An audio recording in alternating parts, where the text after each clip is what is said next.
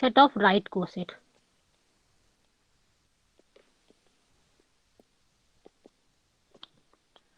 और ये मैपिंग हमने किस तरह से डिफाइन करी थी? F of A H left coset is equal to H A inverse in set of right coset. Mapping हमने ले तो ली है, ये वेल डिफाइंड है कि नहीं, पहले इसको चेक करिए कि this mapping is well defined और नॉट। वेल डिफाइंड के लिए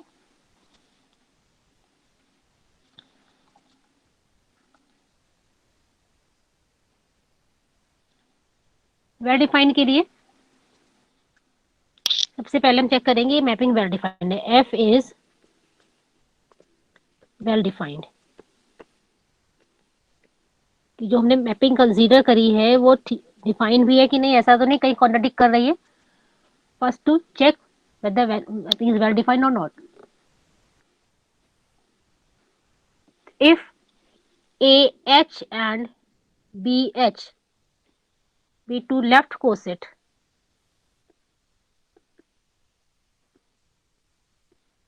अगर लेफ्ट कोसेट्स हैं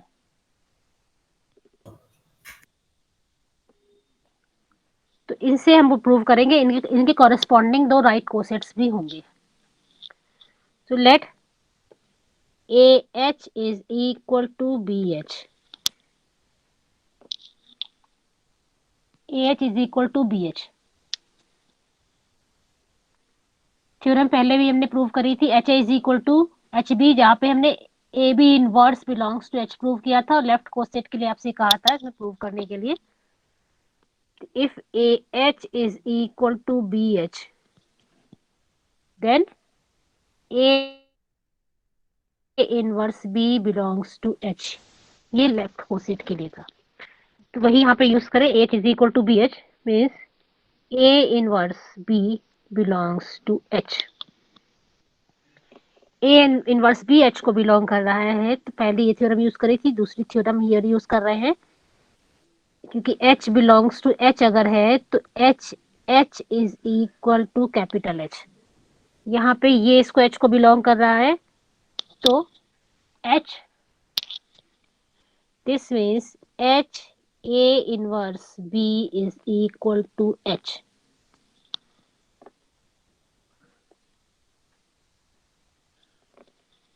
और this means H A inverse B B inverse ले लें तो एच बी इनवर्स के इक्वल होगा, और this B B inverse is E, H A inverse E is equal to H B inverse. It is H A inverse is equal to H B inverse, जो कि mapping की definition से H A inverse is F of A H, is F of A H is equal to F of B H. तो दो अगर left coset equal हैं तो उनके कॉरेस्पॉन्डिंग दो राइट कोसेट्स जो होंगे वो भी इक्वल होंगे। यहाँ से मैपिंग हमारी सेम वही चीज आ रही है, तो F is well defined.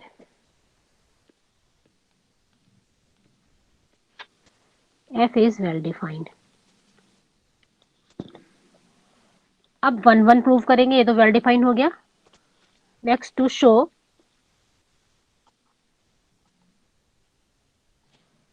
F is 1 1। For F is 1 1 let A belongs to G, f of AH is equal to f of A और B दोनों इसके बिलोंग कर रहे हैं, A and B belongs to G, and let f AH is equal 1 1 के लिए f of AH is equal to f of BH। Mapping की definition हम ले ली थी, f of AH is H A inverse, it is equal to H B inverse, H A inverse is equal to H B inverse। तो वही theorem, if HA is equal to HB then AB inverse belongs to H। यहाँ पर A अगर G को belong कर रहा है तो A इनवर्स भी G को बिलोंग करेगा, B बिलोंग कर रहा है तो B इनवर्स भी G को बिलोंग करेगा। तो इस थ्योरम से अगर इसको अप्लाई करेंगे, ये थ्योरम हमने यहाँ पे अप्लाई कर दे, तो ए जगह पर है ए इनवर्स, बी की जगह बी इनवर्स, तो A inverse B inverse inverse belongs to H by this theorem, और A inverse B belongs to H, A inverse B belongs to H, A inverse B अगर एच को belong कर रहा है तो वही theorem, if H belongs to H, if and only if H is equal to H small H. तो यहाँ पे ये एच की जगह पर ए इनवर्स बी रख दे तो ये हो जाएगा, this means A inverse B, यहाँ पे इतना पार्ट यूज कर रहे हैं इसके लिए सिर्फ इतना ही लीजिए, A inverse B H is equal to H, और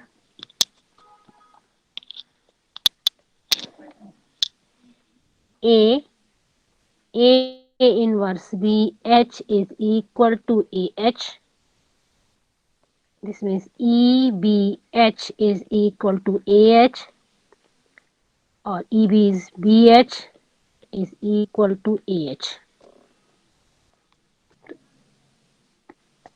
तो F of AH is equal to BH gives BH is equal to AH, or AH is equal to BH. This means F is 1 1. F 1 1 हो गया. Now to show, next is to show F is on 2. To show F is on 2. 1 to 1 correspondence के लिए on to करना है. On to के लिए हम pre image range की सब हर एक एलिमेंट की प्री इमेज लेनी है. तो रेंज सेट के हम एलिमेंट लेंगे, means right coset. Let right coset consider करें. Let H A B any right coset.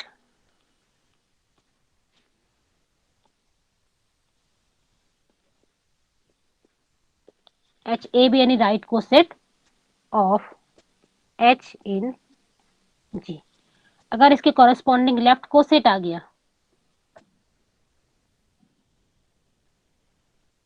तो हमारी मैपिंग ऑन टू होगी. एच ए अगर राइट कोसेट है,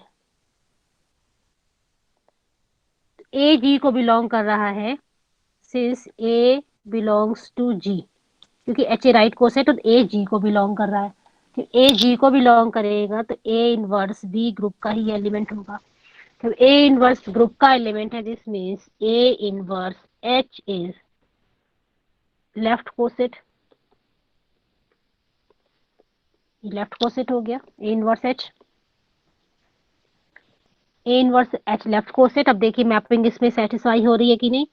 तो left coset A inverse H, F of A H is equal to H A inverse है, तो left coset यहाँ पे ए इनवर्स एच है, तो F of A inverse H is H A inverse inverse which is H A. यही right coset. इस right coset के corresponding ये लेफ्ट कोसेट है जिससे ये मैपिंग सेटिस्फाई हो रही है. This means F is on to.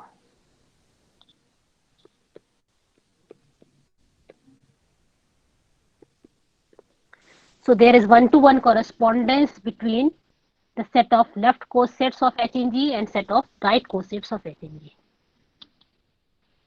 1-to-1 correspondence between set of left cosets of H in G and set of right cosets of H in G.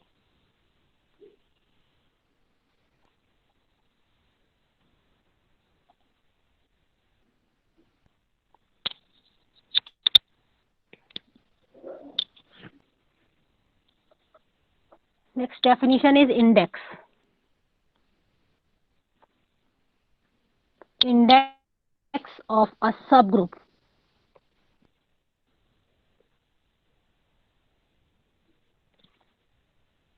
in a group index of a subgroup in a group. If H is a subgroup of G, if H is a subgroup of G, then the number of distinct right or left cosets of H in G is called index of H in G. It is denoted by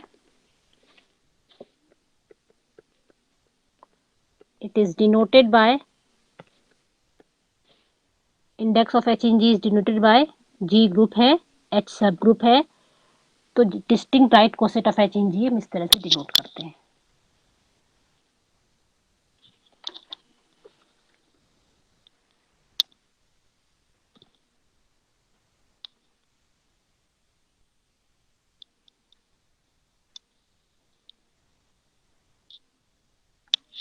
Lagrange's theorem.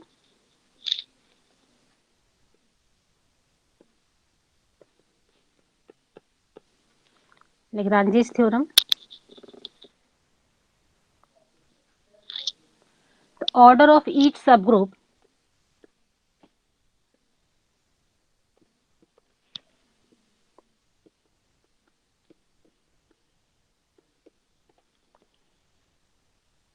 of a finite group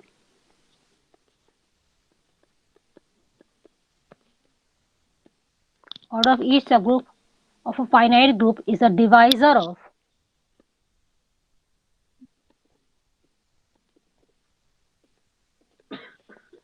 the order of the group.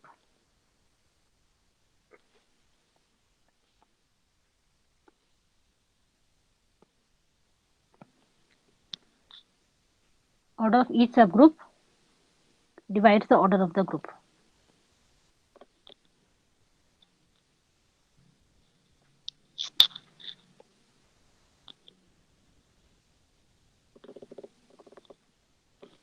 Proof.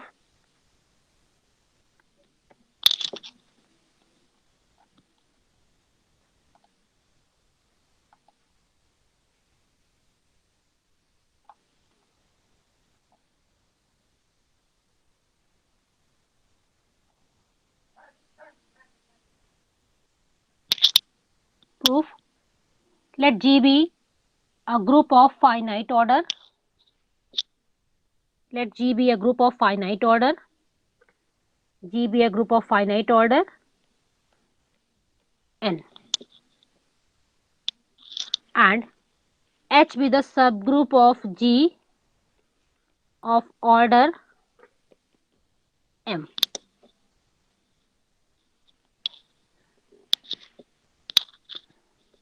Let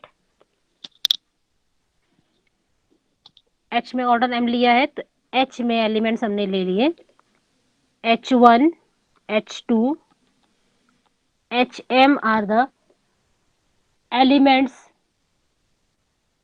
of H. H में ये सारे members हैं. Coset form करना है. Let A belongs to G. A कोई G का element है. This means HA is right coset. HA is right coset of H in G. HA is right coset of H in G. तो HA में elements कैसे हो जाएंगे. HA में H के सारे एलिमेंट्स को हमने A से मल्टीप्लाई कर दिया. H1A, H2A and HMA.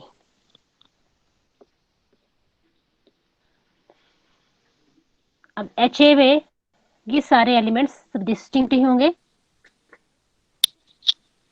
सारे एलिमेंट्स डिस्टिंक्ट होंगे सिंस अगर दो मान लीजिए सेम है HIA is equal to HJA और I is not equal to J, अगर ये दोनों सेम है तो by right cancellation law H I is equal to H J है, जबकि आई जे के बराबर नहीं है। तो इससे हमारे इसके एलिमेंट भी डिस्टिंक्ट नहीं होंगे, इसके एलिमेंट भी कॉन्साइड करेंगे, इसका मतलब इसके एम एलिमेंट डिस्टिंक्ट है तो इसमें भी ये डिस्टिंक्ट एलिमेंट्स होंगे। HA has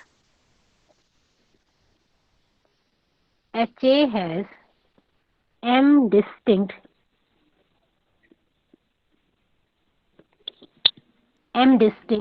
elements या members. Therefore, each right coset of H in G has m distinct members.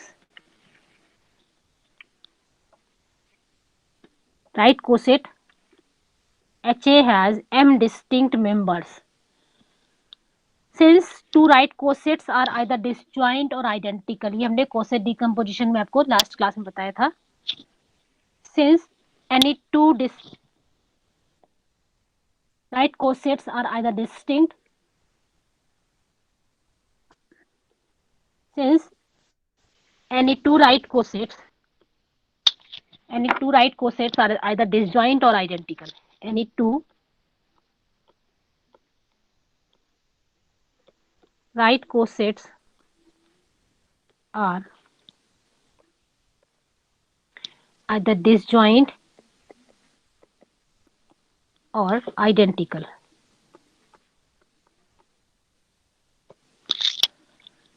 ये बताया आपको। तो दो डिस्टिंक्ट अगर ले लेंगे, इसका मतलब दो डिस्टिंक्ट राइट कोसेट्स में कोई भी एलिमेंट कॉमन नहीं होगा। अगर हम आइडेंटिकल नहीं ले रहे हैं, इसका मतलब डिसजॉइंट है। दो डिस्टिंक्ट राइट कोसेट्स है, इसका मतलब दोनों डिसजॉइंट है। That is any two distinct right cosets of H in G are disjoint. Any two distinct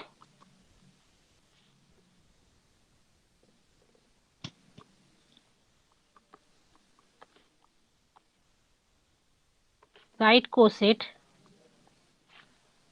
are disjoint, that is they have no element in common.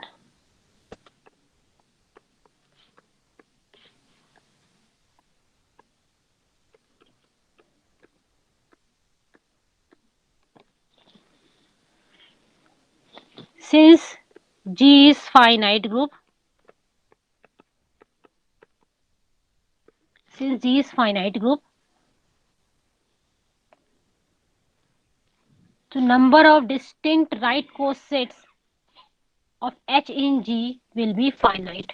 G finite है तो G की हर एक element से cosets form होते हैं, जो सबसे पहले एग्जाम्पल ने बताया भी था कि G के ही एलिमेंट से कोसेट्स फॉर्म होंगे। अगर G फाइनाइट है तो इसका मतलब कोसेट्स भी फाइनाइट होंगे। तो number of distinct right cosets of H in G, number of distinct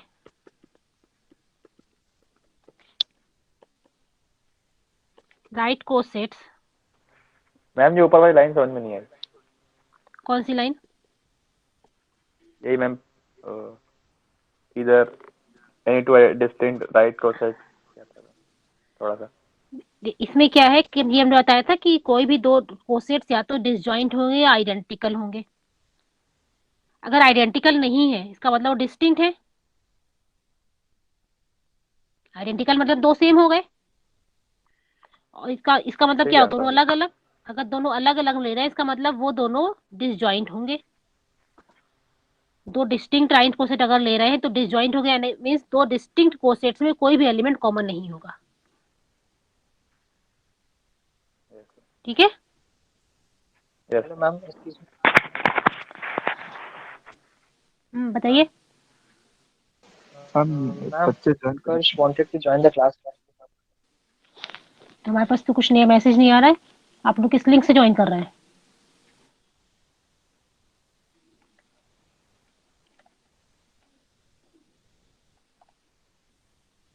link जो हमने भेजा था उसी में ज्वाइन करिए। जो वही लिंक तो आपका वैसे सेम वही है, लिंक चेंज नहीं हो रहा। जो पहले वाला लिंक है हमेशा से वही लिंक है, लिंक नहीं चेंज है। उसी लिंक में ज्वाइन करिए, और आप किसी और लिंक में ज्वाइन जा रहे होंगे लोग, या उनकी नेटवर्क प्रॉब्लम होगी। ये चीज क्लियर है। जी फाइनाइट है, हर जी के हर एक एलिमेंट से कोसेट बनता है। जब जी फाइनाइट है तो इसका मतलब कोसेट्स भी जितने फॉर्म होंगे वो भी फाइनाइट होंगे। नंबर ऑफ डिस्टिंक्ट,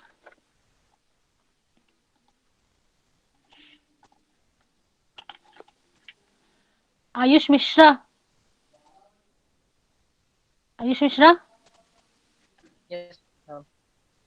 आप अटेंडेंस सबकी ले लिया करिए रोज।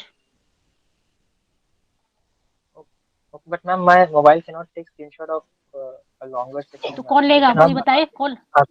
आकाश Akash and will take it. Baby से। कौन लेगा अटेंडेंस? रोज ले लीजिए अटेंडेंस सबकी।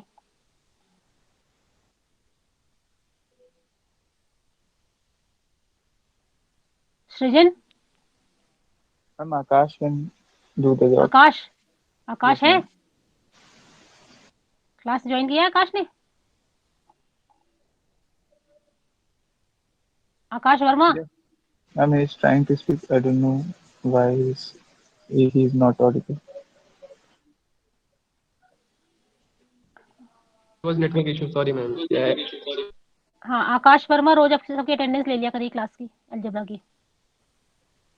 फिर जब ऑफलाइन स्टार्ट होगा तो हम आपसे सब लेंगे, सब अटेंडेंस सारी कलेक्ट अपने पास रखिए डेली, ठीक है? Okay ma'am. ठीक।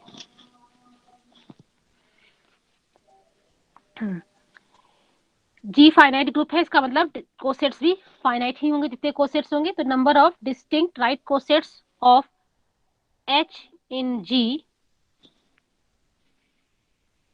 will be finite.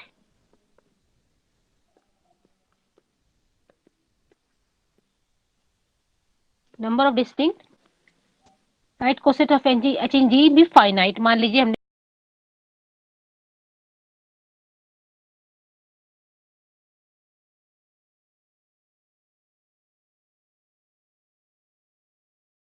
Right cosets हैं, तो उन के डिस्टिंक्ट राइट कोसेट्स को अगर हम का यूनिट के डिस्टिंक्ट कोसेट्स है, और हर एक कोसेट में कितने एलिमेंट्स हैं? हर एक कोसेट में कितने एलिमेंट्स हैं? ये देखिए हर एक कोसेट में कितने एलिमेंट्स हैं। ये हमने देखा कि डिस्टिंक्ट, ये सारे डिस्टिंक्ट एलिमेंट्स हैं सारे, क्योंकि अगर दो हम ले रहे हैं आइडेंटिकल है तो ये आइडेंटिकल आ रहा है, जबकि ये आइडेंटिकल नहीं है। तो एक कोसेट में कितने एलिमेंट्स हैं? जितने की इसके सब ग्रुप में एलिमेंट्स हैं। यस तो एक कोसेट में M. कितने एलिमेंट हो गए? M M. एलिमेंट। और कितने कोसेट हमने लिए यहाँ पर? के कोसेट्स हम कह रहे हैं कि के कोसेट्स हैं। तो ये सारे एलिमेंट्स कितने हो गए? सारे कोसेट्स को अगर हम यूनियन लेंगे तो कितने एलिमेंट्स हो जाएंगे टोटल? एम इसमें है, एम इसमें है, एम इसमें है, कितने के कोसेट्स हैं? के कोसेट्स हैं, के एम मैम। के एम एलिमेंट्स हो जाएंगे सब। और ये है होता किसके इक्वल है? जी के इक्वल होता है। और जी में कितने एलिमेंट्स हमने लिए हैं? एन। जी एन लिया है, ये हमने जी में एन एलिमेंट्स लिए हैं। इसका मतलब K M is equal to N K equal होगा। के एम हमारा एन के इक्वल आ जाएगा। के तो number of distinct coset, number है, कोई फ्रैक्शन तो है नहीं। इसका मतलब यहाँ से क्या हो रहा है? एन इज इक्वल टू के एम हो रहा है। इसका मतलब क्या हो रहा है कि एम के को डिवाइड कर रहा है, तभी तो के आ रहा है। एम जो है एन को डिवाइड कर रहा है। के हमारा नंबर है, क्योंकि एन क्या है? ग्रुप का ऑर्डर है, एम सब ग्रुप का ऑर्डर है, तो ग्रुप के ऑर्डर को सब ग्रुप ऑर्डर डिवाइड कर रहा है। यही थ्योरम है हमारी। तो लेट इट बी के, ये हमने के ले लिया।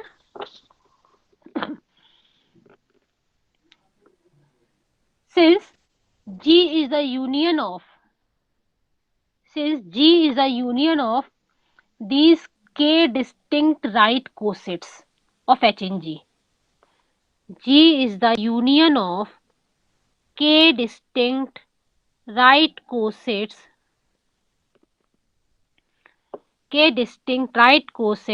of H in G. K distinct right cosets of H in G. कौन से के डिस्टिंक्ट राइट कोसेट्स हैं? HA1, HA2, HA distinct right cosets हैं, and G is the union of these K distinct right cosets of H in G.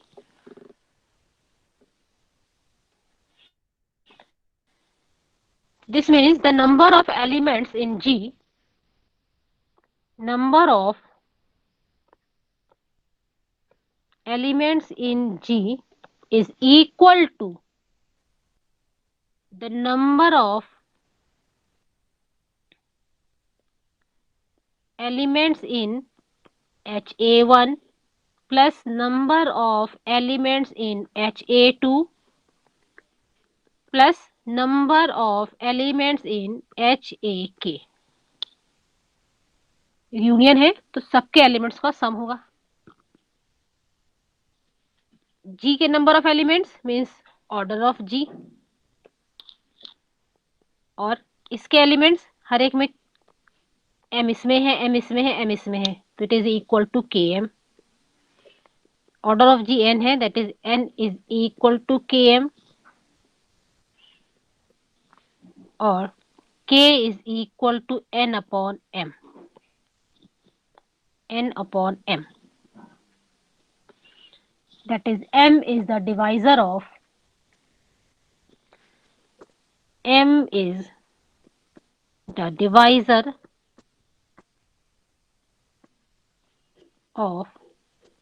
n. m means that is order of H is order of G, क्योंकि n order of G है.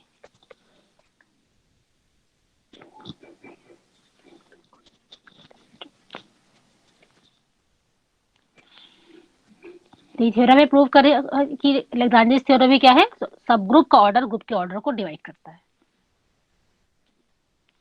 ये prove हो गई कि order of H divides the order of G.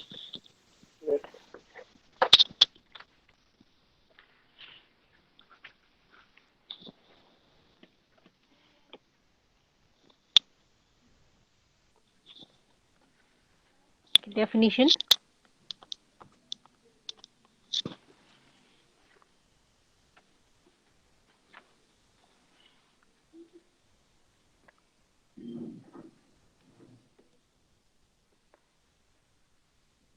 If H is a subgroup of G, H is a subgroup of G and A be any element of G,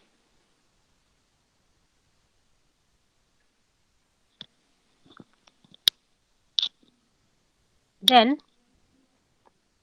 A belongs to HB. हमने theorem पहले कराई थी. A belongs to HB means AB inverse belongs to H.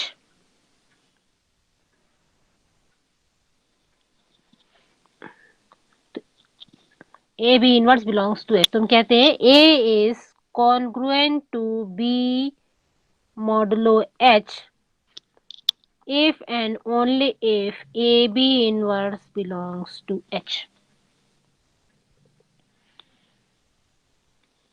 A is congruent to B modulo H if and only if AB inverse belongs to H.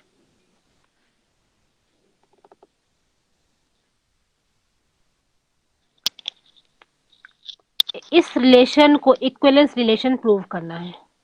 To prove that relation of congruency in a group is an equivalence relation. Theorem.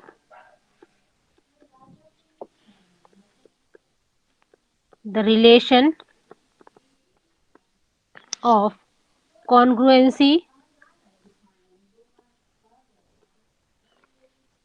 in a group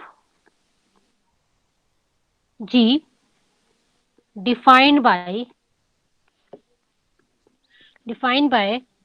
A is congruent to B mod H if and only if AB inverse belongs to H is an equivalence relation. ये तो prove कर सकते हैं आप लोग equivalence relation. तो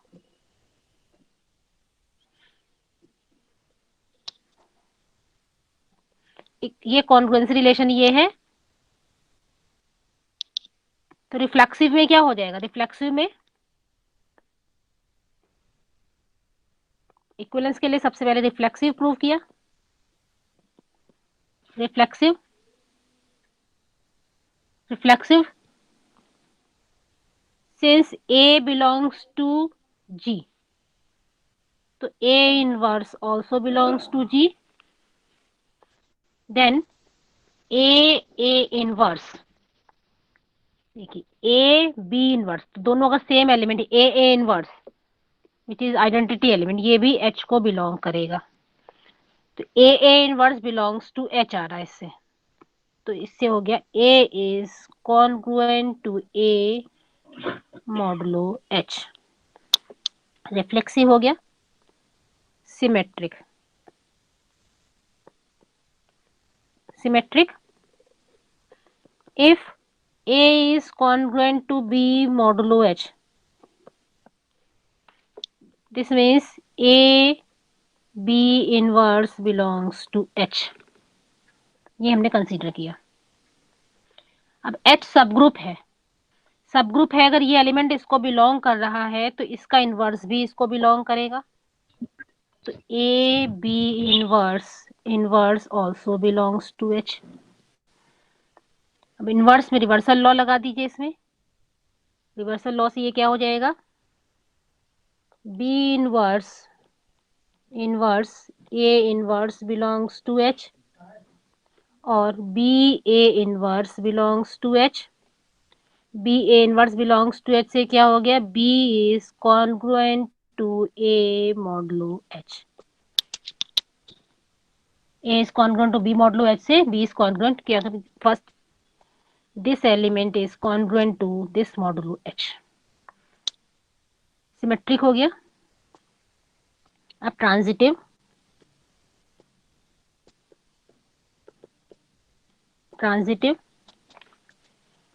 let A is congruent to B modulo H and B is congruent to C modulo H। तो A is congruent to B modulo H means AB inverse belongs to H and B is congruent to C modulo H से BC inverse belongs to H। तो हमको prove क्या करना है? A is congruent to C modulo H, तो AC inverse हमको यहाँ पे निकालना है। AC इनवर्स अगर H को बिलोंग करेगा तो A is congruent to C modulo H। तो ये दोनों एलिमेंट अगर इसको बिलोंग कर रहे हैं H को, AB इनवर्स और BC इनवर्स, तो इनका मल्टीप्लीकेशन क्लोजर प्रॉपर्टी से वो भी इसको बिलोंग करेगा। तो AB इनवर्स BC इनवर्स ये भी H को बिलोंग करेगा since H is a subgroup। Associative property से A B इनवर्स B C इनवर्स बिलोंग्स टू H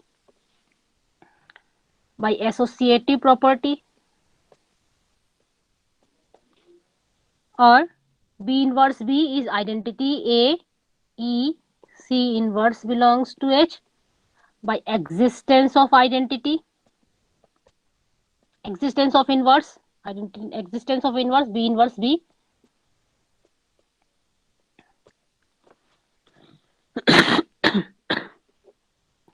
अब AE is equal to A, तो A C inverse belongs to H, existence of identity,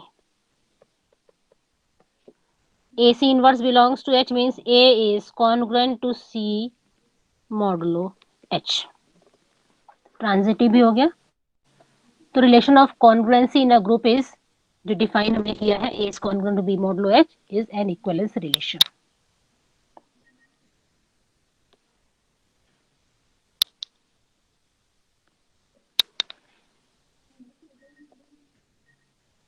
अब एक सबसे पहले जब हमने कोसेट्स बनाया था तो वहां पे हमने एक सेट ऑफ इंटीजर के 3 कोसेट्स बनाए थे। मान लीजिए H+1 H+2 या फिर H+3, तीन हमने चार लिखे। अगर किसी सब ग्रुप के ये चार कोसेट्स हैं,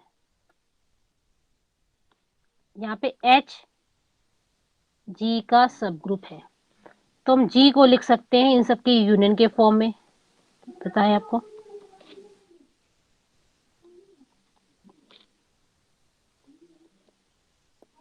अब index of H in G कितना होगा इसमें,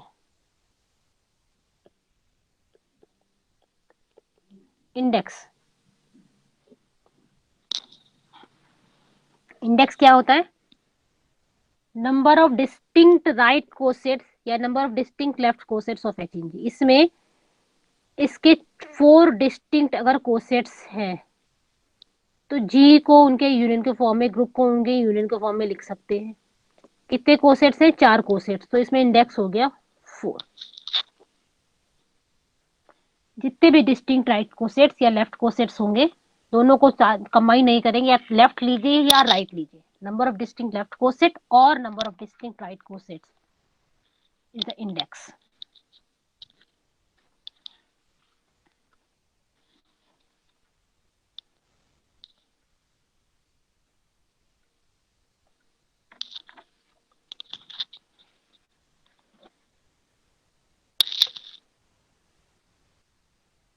इंडेक्स हो गया। लैग्रांजेस थ्योरम भी याद रखिएगा, आगे कई जगह यूज होगी।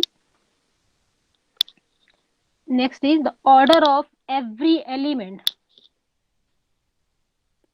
Prove that the order of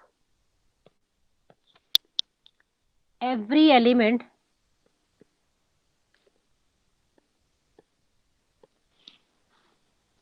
of a finite group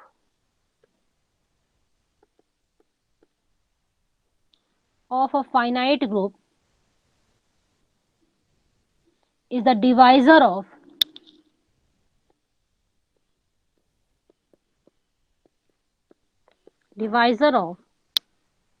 the order of the group.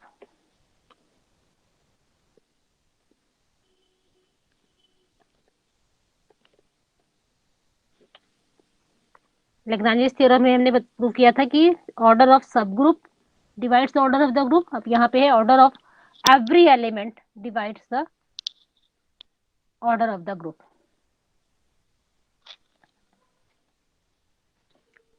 Late order of G be n, यहाँ पे n फाइनाइट है, n is finite, and let A be any element of G,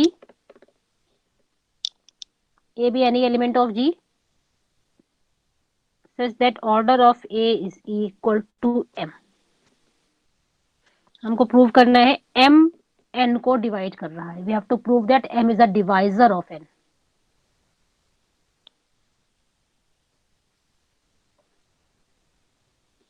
So let H, जिसके elements हमने इस तरह से ले लिए, इंटीग्रल जैसे साइक्लिक में लेते हैं, a की पावर -3, a की पावर -2, a की पावर -1, a की power 0, a square be the subset of G।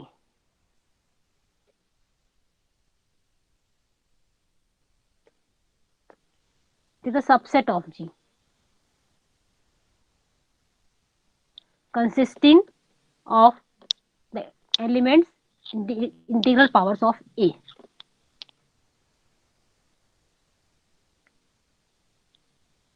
Integral powers of A, क्योंकि A का ऑर्डर n है और A G को बिलोंग कर रहा है, तो इसका मतलब ये भी सब G के एलिमेंट्स होंगे। तो H इज द सब, और ये ग्रुप भी फॉर्म कर रहा है, नॉन एम्प्टी तो है ही, ग्रुप भी फॉर्म कर रहा है, तो H is a subgroup of G। H is subgroup of G।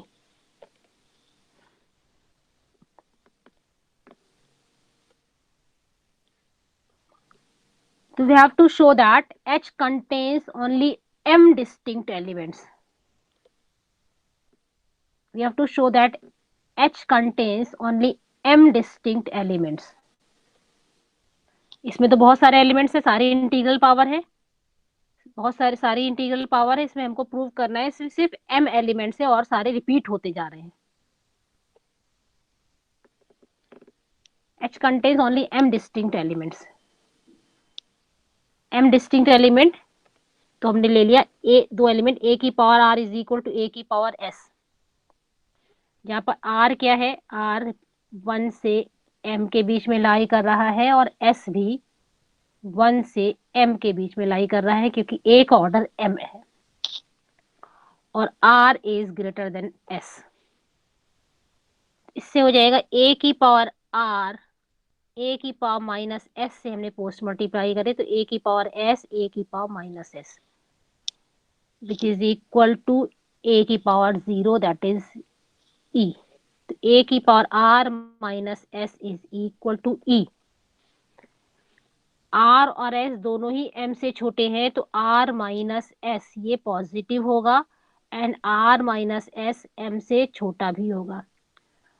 But order of a m है, m इज लीस्ट, m तो लीस्ट होना चाहिए, सच दैट a की power m is equal to e। यहाँ पर क्या हो रहा है, a की पावर r माइनस s उससे भी छोटा पॉजिटिव आ रहा है, जो कि विच इज इक्वल टू, जिसकी पावर e के इक्वल है। देयरफॉर a की power r is not equal to a की पावर s अगर हम पॉजिटिव पावर्स में ले रहे हैं।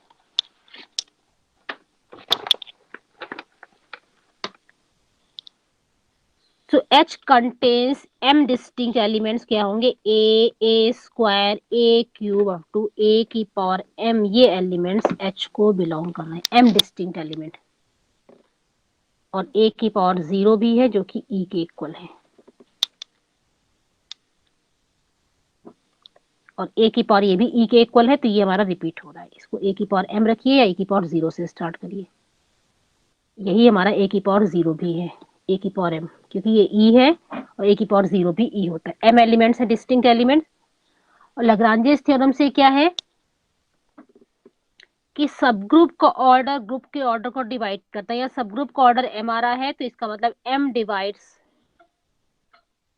Order of group. ऑर्डर यहाँ पे h का m आ गया है, ऑर्डर ऑफ h मीन्स सब ग्रुप का ऑर्डर ग्रुप के ऑर्डर को डिवाइड करता है बाय लैग्रांजेस थ्योरम। तो m डिवाइड्स n, m है क्या, ऑर्डर ऑफ a हमने कंसीडर किया था, तो order of a divides order of g।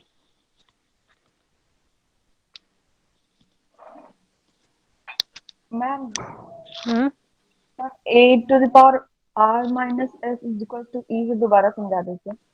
कि हमने वहां पे लिया था कि m in positive integral power, यहाँ तुमने सारे ले लिए क्योंकि हमको ये h सब ग्रुप है, तो h में एलिमेंट्स हमारे हमने पॉजिटिव इंटीग्रल पावर इस तरह से लिए, a की power a cube up to a की पावर m। हमने इतने एलिमेंट्स लिए कि m h में m एलिमेंट्स होंगे, जो कि अब इसमें हमने लिए कि दो एलिमेंट्स अगर इक्वल है, जहाँ पे r और s क्या है 1 से m के बीच में लाई कर रहा है दोनों ही, क्योंकि a का ऑर्डर m हमने लिया है और r हमने कंसीडर किया r s से बड़ा है। इसमें दोनों साइड हमने a की पावर s के इनवर्स से मल्टीप्लाई कर दिया, मीन्स a की पावर माइनस s से दोनों साइड मल्टीप्लाई किया। इसमें ये हो गया a की पावर r माइनस s, ये हो गया a की power 0 that is e।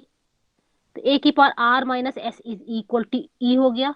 r minus s positive है क्योंकि ये है हमारा, और दोनों ही m से छोटा है तो इनका डिफरेंस भी m से छोटा होगा, इनका डिफरेंस भी m से छोटा होगा। गिवन क्या है, हमने कंसीडर किया order of a is equal to m, इसका मतलब m is the least positive integer such that a की power m is equal to e। और यहाँ पे r माइनस s m से भी छोटा आ रहा है, जिसके लिए इसकी पावर a की r माइनस s पावर ले रहे तो e हो रहा है। इसका मतलब दो एलिमेंट सेम नहीं हो सकते, a की power r is not equal to a की पावर s। तो a square a cube to a की पावर m, ये सारे डिस्टिंक्ट एलिमेंट्स h के हैं। ये सारे डिस्टिंक्ट एलिमेंट्स एच के हैं। एच सब ग्रुप है और लेग्रांजेस थ्योरम से order of subgroup divides the order of group. इसका मतलब ये नहीं है m/n नहीं है इसका मतलब है ये इसको डिवाइड कर रहा है। Order of m divides order of this divides n। ए क्या हमने कंसीडर किया था, ऑर्डर ऑफ ए। ये क्या है, ऑर्डर ऑफ जी। तो order of any element of group divides the order of the group. Okay, ma'am. Thank you. Ma'am ठीक है। हाँ, मैम लेकिन एच में जितने भी एलिमेंट्स है वो सब डिस्टिंक्ट तो नहीं है। डिस्टिंक्ट हमने यहाँ पे देखा तो डिस्टिंक्ट नहीं है, तब नहीं हमने यही तो कंसीडर किया कि इसमें ए की power m is equal to e है। जैसे हमने इस पावर में लिया है, इस तरह से लिए हैं। ए की पावर m हमारा ई के इक्वल है क्योंकि ऑर्डर ऑफ ए हमने m लिया है। तो ए की पावर m+1 अगर यहाँ पे आएगा एलिमेंट, ए की पावर m+1 आगे एलिमेंट आ रहा है, तो ए की पावर m+1 को हम क्या लिख सकते हैं, ए की पावर m+1 को ए की पावर m इंटू ए, ये हो गया ई इंटू ए, फिर ए आ गया। ए की पावर m+2 अगर लेंगे तो ए स्क्वायर के इक्वल आ रहा है। इसी तरह आते जा रहे हैं। मतलब इसका कहने मतलब का हमने मतलब क्या ये कि कहने का मतलब ये था कि अगर एच में सारे एलिमेंट्स डिस्टिंक्ट नहीं है तो मैम हम्म, लेग्रांजेस थ्योरम के अकॉर्डिंग तो मैम सारे एलिमेंट्स डिस्टिंक्ट होने चाहिए तभी वो ग्रुप डिवाइड करता हाँ है। हाँ, तो तो फिर क्या इसको मैम डिस्टिंक्ट हो गई ना कि इसमें जो हमने इतने सारे एलिमेंट्स इसकी पावर्स में लिए हैं, तो यहाँ पे देखिए अभी इसमें सारे डिस्टिंक्ट नहीं है, इस वाले में सारे डिस्टिंक्ट नहीं है। तो इसीलिए हमने बाद में लिया कि इसमें एलिमेंट्स किस तरह से a square a cube up to a की पावर m, ये एलिमेंट्स इसमें है। ये एलिमेंट्स एक हमने बाद में इसमें क्लेम किया कि ये एलिमेंट्स हैं, ये सारे डिस्टिंक्ट हैं। तो इसमें मैम ए की पावर 0 भी होगा। ए की पावर 0 हमारा ए की ई होता है, ई हमारा ये आइडेंटिटी एलिमेंट, ये भी ई है। ए की पावर m हमारा ई के इक्वल है क्योंकि ऑर्डर ऑफ ए m है। तो ए की पावर 0 भी ई होता है, तो ए की पावर 0 और ए की पावर m तो सेम हो जाएंगे। तो मैम उसमें ए ए की से ए पावर की 0 पावर, नहीं आएगा ना। हाँ ए की पावर 0 नहीं आएगा, ए से ए की पावर m तक आएंगे, ये डिस्टिंक्ट है। Okay ma'am. ये सारे डिस्टिंक्ट एलिमेंट्स हैं। Okay ma'am, thank you. ये डिस्टिंक्ट होगा तब ये सब भी है, ये डिस्टिंक्ट एलिमेंट्स हो गए, फिर हमने लैग्रांजेस थ्योरम यहाँ पे अप्लाई करी। यस मैम, आ गया। ठीक है, यस मैम। चलिए इसके आगे फिर नेक्स्ट कल कराएंगे। कल 11:10 पे आप लोग की क्लास तो होती नहीं है, फिर डेली 11:10 पे ही फिर आपकी कंटिन्यू करेंगे। कैलकुलस की क्लास Yes, तो नहीं ma'am. होती ना इस समय। No, ma'am. No, ma'am. ठीक है, हाँ तो 11:10 पे ही आपकी क्लास रखेंगे daily. Okay Thank you, ma'am. Okay thank you ma'am. Okay.